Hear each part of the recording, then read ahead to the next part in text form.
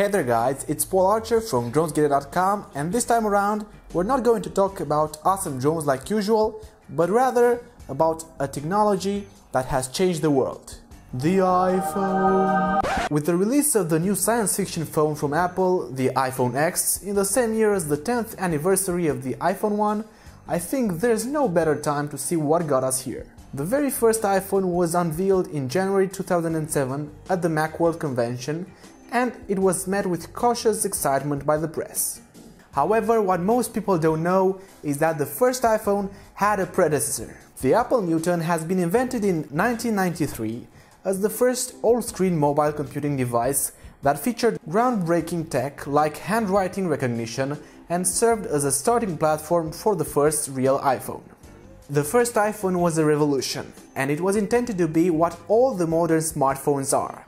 A device that has all your devices. Apple CEO Steve Jobs presented it as a mix between a widescreen phone with touch controls, a revolutionary mobile phone, and an awesome internet communications device. The new phone dumped the QWERTY keyboard and used human fingers on the first capacitive touchscreen in a phone. This was revolutionary and promised a lot. However, there were people like, at the time, Microsoft CEO Steve Ballmer, who said things like $500 fully subsidized with a plan? I said, that is the most expensive phone in the world, and it doesn't appeal to business customers because it doesn't have a keyboard, which makes it not a very good email machine. That might have been a mistake from his part, I'm just saying. Keep in mind that the first iPhone had a multi-touch 3.5-inch screen that was considered very big at the time. The first generation iPhone went on to sell 6.1 million copies and made the groundwork for the next version. The iPhone 3G upgraded the previous 2G version of the iPhone into a speedier version, while also adding GPS function. The big innovation was the iOS 2.0 operating system at the time and the Apple App Store. The next year, on June 2009, Apple has started the S series, with the iPhone 3G becoming iPhone 3GS, which was basically the same phone, but with a better processor and a camera that could capture amazing 480p video, or at least amazing for that time. In 2010, the iPhone 4 introduced the first high-resolution Retina display on the market and suffered both an aesthetic and hardware overhaul. They gave the iPhone camera an update, making it 5 megapixel, and a new phone camera for video calling was added, which was to forever change how we connect with other people. This was the first time Apple has received a major design change. And this time around, the Apple took the #1 spot as the thinnest smartphone in the world at that time.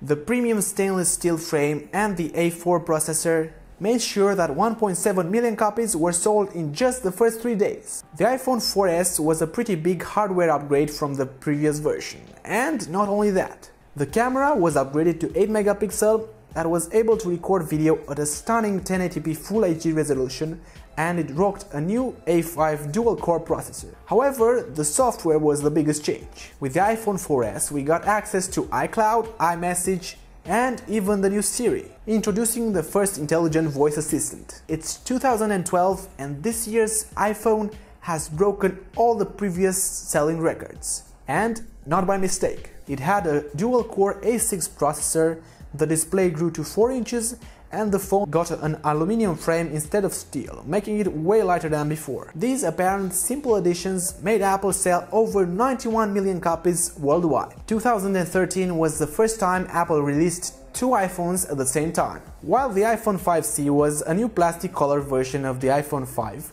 the iPhone 5S rocked a processor twice as fast as the iPhone 5, and the first appearance of a fingerprint sensor embedded in the home button. The new iPhone was running on the new iOS 7, and it was so good that Apple discontinued the iPhone 5 soon after. Another big jump in looks and size is the iPhone 6 and iPhone 6 Plus, both coming with smoother edges and better technology. The iPhone 6 extended the display size to 4.7 inches and added even more pixels per inch, while the 5.5 inches of the iPhone 6 Plus set up the big phone trend soon to come. Everything as usual got an update, from the processor to the camera and more. This phone was a bit of a surprise, as it was pretty much the iPhone 5 updated with technology worthy of 2016. The small form size was something many people were looking forward to, and the value for money was quite good, although maybe not compared to some Android models at the time. The iPhone 7 had a controversial form factor because it didn't have a 3.5mm jack for headphones. This made some people upset, but it still proved to be very successful for the company.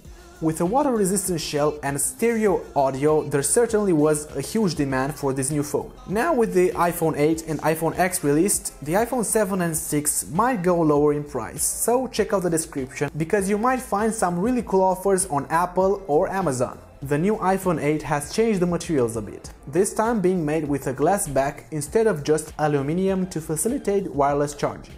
Yes, you can put your phone now on a mat and it will charge like that. More and more places like Starbucks and inside some new cars already support wireless charging technology called QI, so it will just work. It rocks the same powerful A11 Bionic processor as the iPhone X. And the comic book power name does it justice, as it's even more powerful than the already amazing processor of the iPhone 7. The 12-megapixel f1.8 camera has a larger sensor than the iPhone 7, which makes me think nobody will buy a DSLR soon. It also can record 4K video up to 60 frames per second.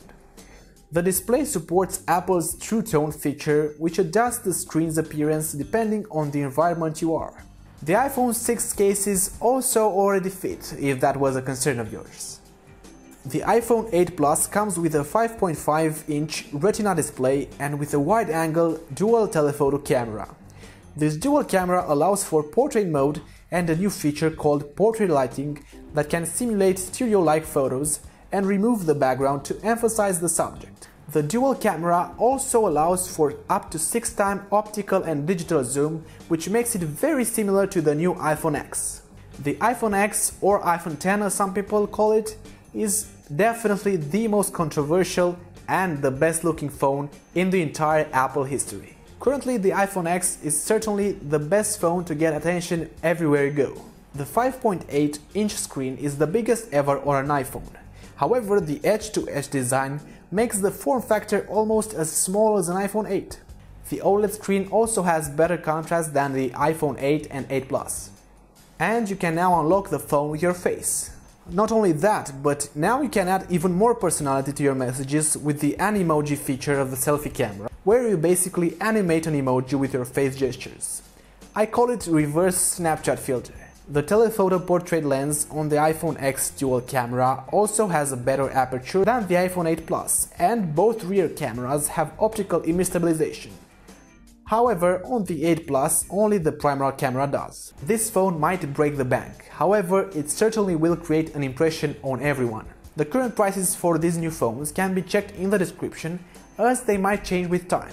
This being said, Apple has obviously strongly contributed to changing the landscape of technology in everyday life, and there's also another company who's following Apple's steps, but this time in another domain. If you've ever heard of DJI as a company or any drone, like the Phantom series or the DJI Mavic, then don't forget to subscribe and hit that bell notification icon, because I'll soon make a video similar to this one, but with the DJI company and the history of drones in general. See you soon, guys!